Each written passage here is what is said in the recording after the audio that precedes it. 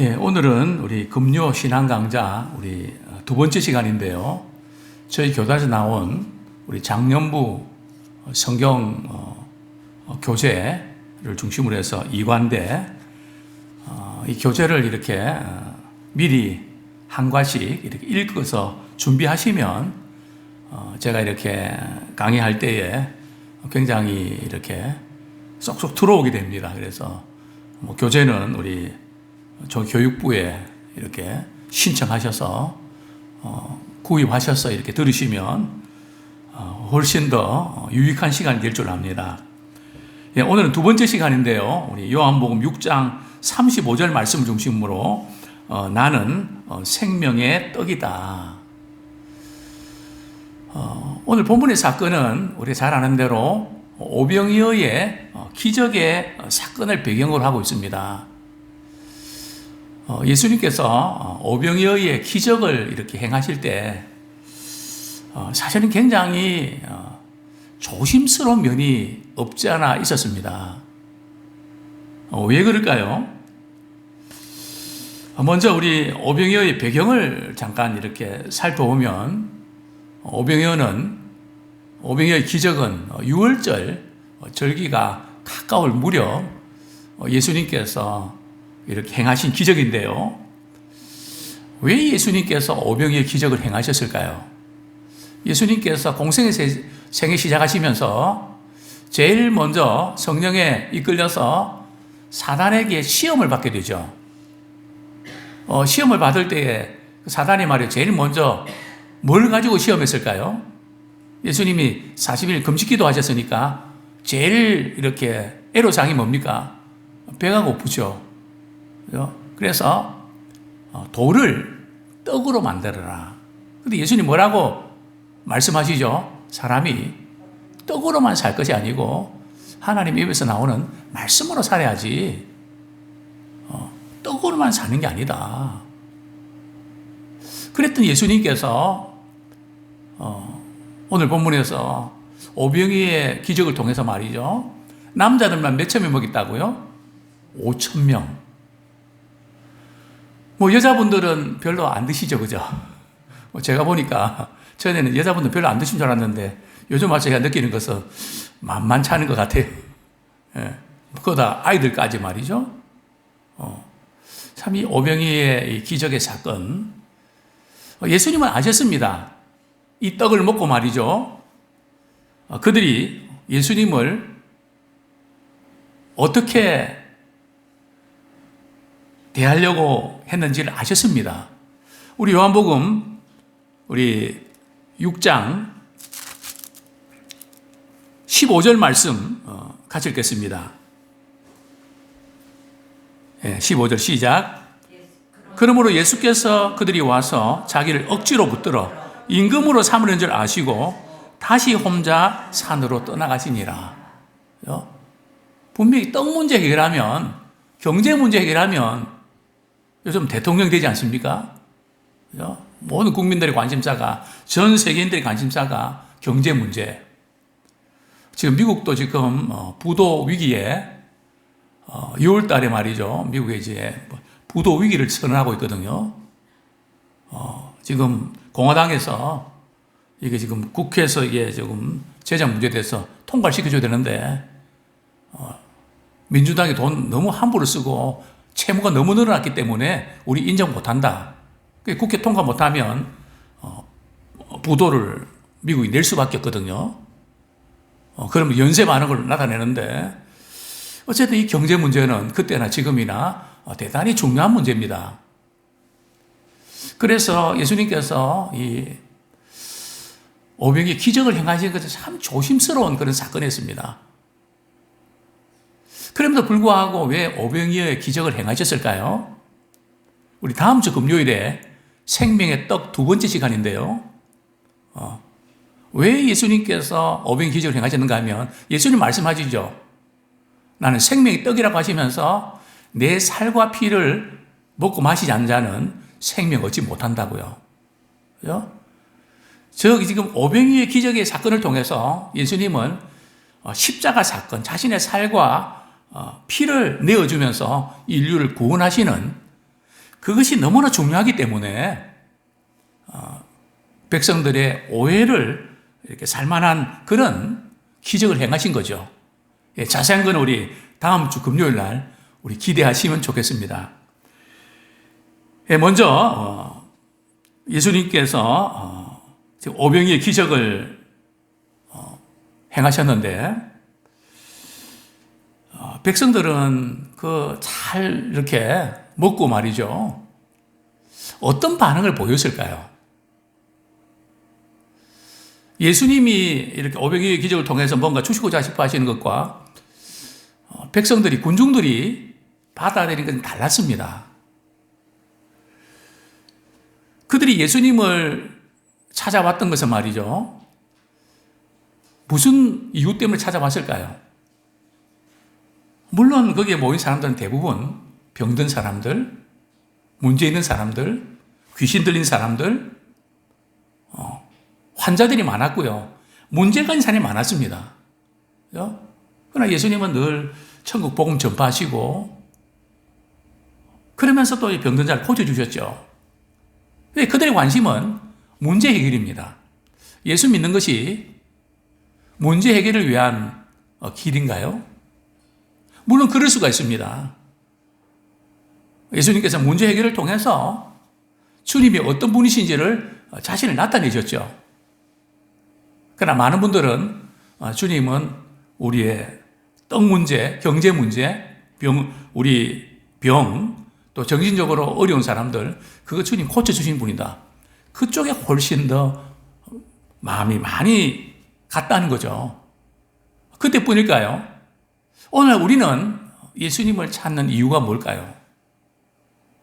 자, 먼저 우리 1번, 군중들은 기적을 경험했으나 그 속에 담긴 뜻을 깨닫지를 못했습니다. 우리 본문 14절에 있는 말씀처럼 이제 그들은 그냥 배부른 것으로 끝나고 또 예수님을 임금으로 삼으려고 했죠. 자, 오병이의 기적을 행한 이후에 말이죠. 예수님을 임금으로 삼으려고 하니까 예수님은 어떤 반응을 보이셨나요? 그들의 잘못된 요구에 응하지 않고 그저 피해서 산으로 가시죠. 그리고 제자들은요, 건너편으로 가라. 배 타고 말이죠. 왜냐하면 제자들도 뭐 이 기적을 보고 말이죠. 얼마나 업이 됐겠습니까? 정말 이제 예수님이 메시아로 오셔서 우리도 한 자리 하겠다. 뭐 잔뜩 기대를 갖지 않았겠습니까? 우리가 뭘 잘하고 말이죠. 뭐 기쁜 일 있으면 좀 더 거기에 잠기고 싶고 더 이야기하고 싶잖아요. 머무르고 싶잖아요. 근데 주님은 그게 아니니까 빨리 떠나보내시거든요. 그때 무슨 일을 당하죠? 배가 말이죠. 풍랑이 일어갖고 말이죠. 막 죽게 생겼습니다. 그죠? 그때 예수님께서 물 위로 걸어오시죠. 배 타고 오신 게 아니고요. 물 위로 걸어오십니다. 제자들은 유령인 줄 알았죠.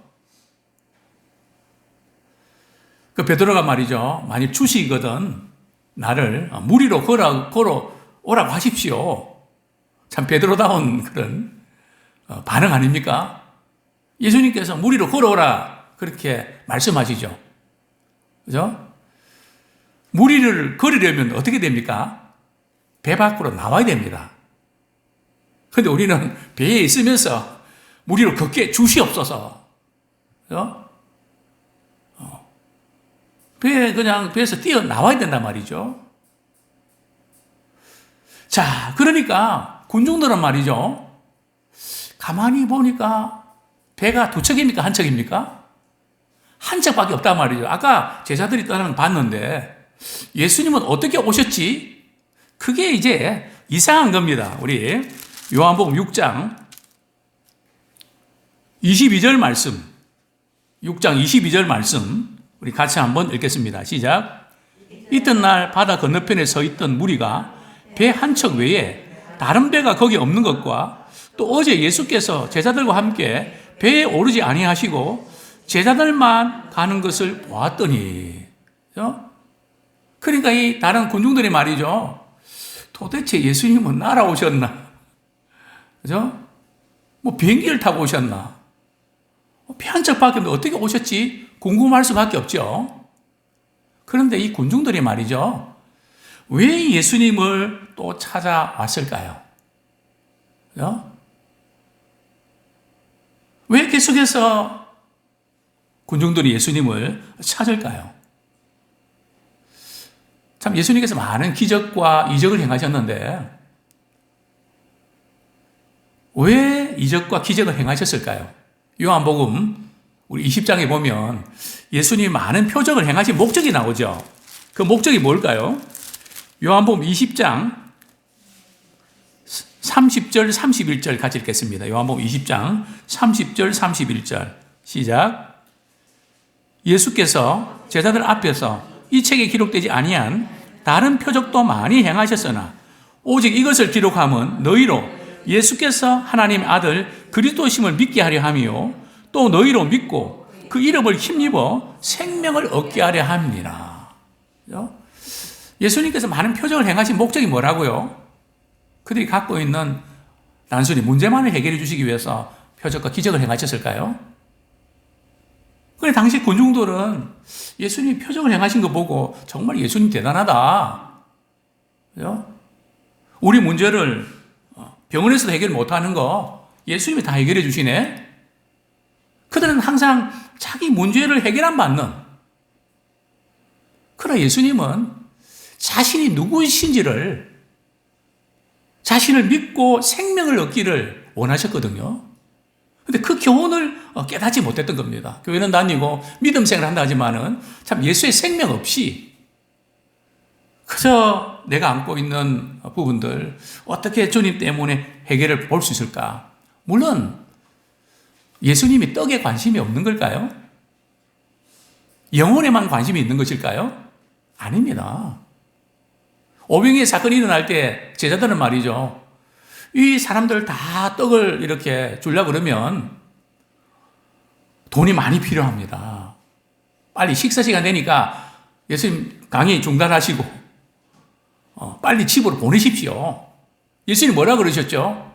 그들이 가다가 지쳐 쓰러지면 안 돼. 너희들이 떡을 줘라. 예수님은 떡에 관심이 있습니다. 문제는 떡에만 관심이 있는 그것을 우려하셨겠죠. 또 예수님이 오병의 기적을 통해서 그들에게 필요한 것들 제공하시잖아요. 그러나 그 너머를 보기 원하셨습니다. 왜 예수님께서 떡을 주시는가? 그들은 떡에만 관심이 있었지만 예수님은 떡을 주시는 그분이 예수님이시고 하나님이심을 깨닫기를 원하셨던 것입니다. 이제도 그런 예를 종종 들었는데요. 우리 자녀들이 이렇게 집에서 아빠를 기다리는데 뭘 기다립니까? 아빠가 퇴근하고 자기들이 좋아하는 과자 말이죠. 한 봉지 사다가 주는. 그래서 아빠 얼굴보다는 손을 바라보고, 그죠? 더 좋아하는. 선물을 좋아하지, 선물을 주신 분을 그냥 별로 관심이 없는. 선물 받아서 자기 방에 가서 좋아하는. 우리 신앙도 이제 그럴 수가 있다는 거죠. 자, 성경 말씀, 우리 요한복음 6장 14절 한번 보겠습니다. 오병이의 사건이 일어났을 때 군중들이 예수님에 대해서 어떤 반응을 나타냈죠. 6장 14절 시작. 그 사람들이 예수께서 행하신 이 표적을 보고 말하되 이는 참으로 세상에 오실 그 선지자라 하더라. 그죠? 오병이의 표적을 보고 말이죠. 이분이 바로 세상에 오실 그 선지자다. 이 세상에 오실 그 선지자는 미리 예언되어 있는데요. 우리 신명기 18장 15절 누구일까요? 신명기 18장 15절 우리 같이 한번 읽겠습니다. 시작. 신명기 18장 15절 시작. 내 하나님 여호와께서 너희 가운데 내 형제 중에서 너를 위하여 나와 같은 선지자 하나를 일으키시니 너희는 그의 말을 들을지어다. 그죠? 이제 신명기에서 예언된 이 선지자 한 사람 누굴까요? 장차 오실 메시아를 가리킵니다. 그러니까 오병이의 사건을 보면서 군중들은 말이죠. 바로 이분이 우리를 지금 어려운 가운데서 구출해낼 우리가 기다렸던 바로 그 메시아다. 그래서 그들은 예수님을 임금으로 삼으려고 했던 것이죠. 그렇습니다. 참 예수님께서 또 시몬 베드로의 장모 10병 고치시고요. 많은 병자들 고쳐주신 다음 그 다음 날 말이죠. 군중들에게 무슨 말씀을 하셨을까요? 우리 26절 말씀 같이 읽겠습니다. 26절. 예, 요한복음 6장 우리 26절 같이 읽겠습니다. 시작. 예수께서 대답하여 이르시되 내가 진실로 진실로 너희에게 이르노니 너희가 나를 찾는 것은 표적을 본 까닭이 아니요 떡을 먹고 배부른 까닭이로다. 예수님께서 표적을 본 까닭이 아니라 이 말씀 무슨 뜻일까요? 그것은 예수님께서 오병이의 이 기적을 행하신 이유, 기적을 통해서 주님이 주시는 교훈을 그들은 깨닫지 못했다는 겁니다. 다만 그들은 뭐에 만족했다고요? 떡을 먹고 배부른 것. 거기에 이제 만족했다는 거죠. 참 예수님이 주고 싶어 하시는 부분과 군중들이 받고 싶어 하는 것에 차이가 나죠. 뭐 그때뿐일까요? 또 오늘 우리는 어떤지 모르겠습니다. 정말 예수님은 자신이 누구신지를 보여주기를 원하셨습니다. 과연 우리는 우리의 관심은 어디에 있는지 우리 한번 점검하면 좋겠습니다. 우리도 예수님을 임금으로 삼아서 내가 필요한 것을, 내가 요구하는 것을 주시는 그런 분으로 예수님을 생각하지 않는가? 과연 우리는 예수님의 기적과 능력을 우리는 경험하기를 원하는지, 내 문제를 해결하기를 원하는지, 참 예수님이 이 사건을 통해서 우리에게 뭘 말씀하시는지, 정말 그 예수의 생명을 우리 얻기 원하는지 우리 한번 점검해야 됩니다. 그 신앙은 무엇이 아니라 누구입니다. 군중들은 말이죠. 항상 예수님을 통해서 무엇을 얻는, 그죠? 항상 그들의 관심은 무엇이었습니다. 그러나 예수님은 내가 생명의 떡이다. 바로 예수님을 만나는 것이 신앙의 핵심입니다. 자, 두 번째로 우리는 영생하도록 있는 양식을 위해서 일해야 합니다.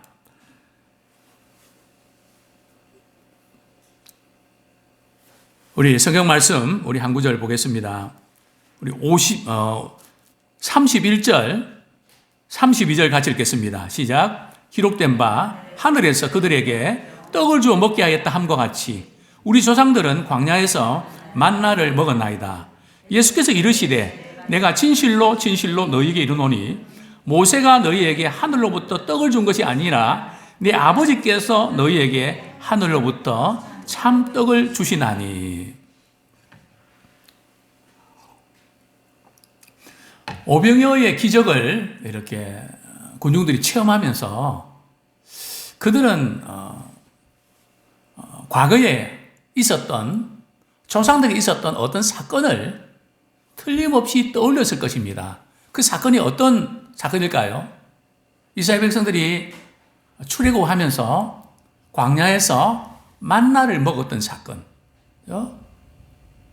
그때도 떡 문제가 연결되어 있지 않습니까? 참 오병이의 사건과 이 만나 사건은 공통점이 많은데요. 둘 다 어디서 일어난 사건입니까? 도시입니까? 시골입니까? 광야입니까? 광야에서 일어난 사건입니다. 또 이 만나와 이 오병이의 기적은 일상적인 건가요? 얼마든지 일어날 수 있는 일인가요? 이것은 초자연적인 일입니다. 정말 그 놀라운 그런 일이죠. 오병이의 떡을 나눌 때도 말이죠. 언젠가 말씀드렸지만 예수님이 5천 명을 다 이렇게 해서 한 게 아니고요. 제자들에게 떼줬거든요. 보리떡 5개, 물고기 2마리인데 제자들이 몇 명입니까? 12명이잖아요. 제자들한테 나누어도 모자랄 판인데. 그죠? 그 예수님께서 나눠주시면, 제자들이 또 나누면 또 계속해서 말이죠. 나누고 있단 말이죠. 그죠? 주님의 기쁨에 제자들이 참여하고, 또 주님이 우리를 필요하신 것은 그분의 영광과 기쁨에 우리를 참여하기 위해서 우리에게 요구하시는 것입니다. 어쨌든 참 이 놀라운 이 사건인데, 자, 문제는 이스라엘 백성들은 광야에서 떡을 먹으면서 우리 하나님께서 자신들에게 주시는 교훈을 발견하고 하나님을 의지하고 하나님 위에서 나오는 말씀으로 살아야 되겠다. 그렇게 받아들였나요? 그냥 오늘도 무사히. 야, 한 끼 해결했다. 한 끼 해결하는 건 여자분들은 대단한 거 아닙니까? 뭐 두 끼면 대단하고요. 그래서 남자분들 출장 가고 뭐 그거 하면 너무너무 좋죠. 그죠? 그러나 이스라엘 백성들이 얼마나 이렇게 40년 동안 이렇게 먹었으니까요. 정말 놀라운 그런 일이죠. 예수님의 오병이의 사건도 마찬가지고, 또 광야에서 만나 먹는 것 사건도 마찬가지고, 내가 생명의 떡이다. 이스라엘 백성들이 광야에서, 너희 조상들이 광야에서 만나 먹은 것은 모세가 준 게 아니고 하나님이 주신 것이다. 그리고 그 사건은 참된 생명의 떡을 주시는 분의 예고다. 그림자다. 그게 바로 33절부터 36절까지, 35절까지 같이 한번 읽겠습니다. 시작. 하나님의 떡은 하늘에서 내려 세상에 생명을 주는 것이니라. 그들이 이르되 주여 이 떡을 항상 우리에게 주소서. 예수께서 이르시되 나는 생명의 떡이니 내게 오는 자는 결코 줄이지 아니할 터이요 나를 믿는 자는 영원히 목마르지 아니하리라. 하나님의 떡은 하늘에서 내려 세상에 생명을 주는 것이다. 자, 그런데 이 말씀을 듣고 말이죠. 군중들은 생명의 귀가 쏠게 됐을까요? 떡에 쏠게 됐을까요? 우리는 어떻습니까? 이 떡을 우리 항상 우리에게 주십시오. 이 생명을 항상 우리가 누리기 원하면 이게 아니고 이 떡을 항상 우리에게 주십시오. 그죠? 그런 신앙생활을 한다고 했지만 그들의 문제는 삶의 중심이 방향이 바뀌지 않습니다. 그죠? 신앙생활은 삶의 중심과 방향이 바뀌는 겁니다. 이전에 좋던 것 이제는 값없다. 그죠? 가치관에 대해 변혁이 일어나는 거죠. 그렇습니다. 예수님께서 이렇게 말씀하시죠. 27절 말씀 같이 읽겠습니다. 시작. 썩을 양식을 위하여 일하지 말고 영생하도록 있는 양식을 위하여 하라. 이 양식은 인자가 너에게 주리니 인자는 아버지 하나님께서 인치신 자니라. 그래서 썩을 양식을 위하여 일하지 말고 영생하도록 있는 양식, 생명의 양식을 위해서 살아야 된다. 그 생명의 양식은 바로 예수 그리스도 그분을 이제 믿는 것이죠. 그렇습니다. 참된 생명을 얻기 위해서는 우리의 삶의 방향이 바뀌어야 합니다. 더 이상 육신의 배부름과 만족을 추구하지 말고 영생의 말씀을 구해야 합니다. 성경을 통해서 예수를 바르게 알고 믿어야 합니다. 오병이의 사건은 그것을 교훈하기 위함입니다. 자, 세 번째로 예수님이 생명의 떡입니다.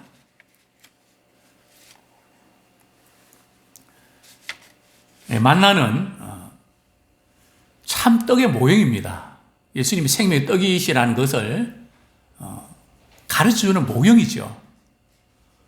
만나 사건도 사람이 떡으로 사는 것이 아니라 하나님의 입에서 나오는 말씀으로 살라고 만나 주셨는데 그래서 하늘에서 내렸고 매일 내렸는데 이스라엘 백성들은 그 생명보다는 육신의 만족에 머무르고 말았죠. 예수님은 생명의 떡이다. 내게 오는 자는 결코 줄이지 아니할 터이요. 참 이 세상이 주는 모든 것은 참 목마릅니다. 만족이 없습니다. 그래서 오늘날 많은 연예인들이, 젊은이들이 이제 마약에 손을 댑니다. 왜 그럴까요? 너무 공허하니까, 너무 허망하니까, 진정한 만족이 없으니까. 참 방하는 안타까운 모습을 보게 되는데요. 생명의 떡이신 예수님을 만날 때에 우리는 참된 인생의 의미와 만족과 인생의 참된 가치를 발견해야 됩니다. 전부 예수 안에 생명이 있습니다. 예수님을 믿을 때에 우리 하나님의 생명이 우리 속에 들어와서 그 생명 때문에 우리의 삶이 풍성해지고 우리의 삶이 놀랍게 변화되는 기적을 우리는 경험하게 될 것입니다. 이제 말씀을 맺겠습니다. 우리 내면의 깊은 곳을 누가 터치해 줄 수 있을까요? 세상의 그 어떤 것으로 해결이 될까요? 불가능합니다. 가장 깊은 내면의 공허함은 하나님의 은혜로 채워야 되는 깊은 홀입니다. 또 육신을 입고 오신 예수님을 만날 때에 참된 생명을 우리는 얻게 됩니다. 저는 이렇게 마지막으로 정의 드리고자 합니다. 예수님을 믿고 누리는 복이 무엇일까요? 혹시 우리가 예수님을 믿고 세상에 그 어떤 건 채워지지 않는다고 낙심하고 있지는 않습니까?